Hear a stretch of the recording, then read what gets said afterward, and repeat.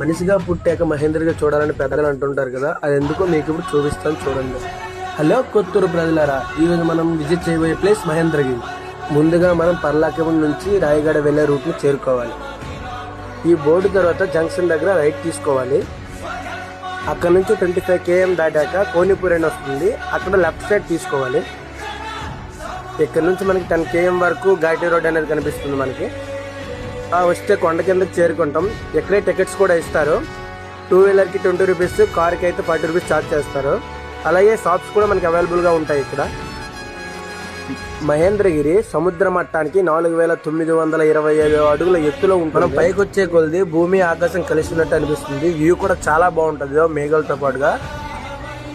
పైకి వచ్చాక ఇక్కడ మనకి ధర్మరాజు ఆలయం మనకు కనిపిస్తుంది. బయట శిలాపలకతో ఆలయ చరిత్ర గురించి రాసి ఉంటుంది.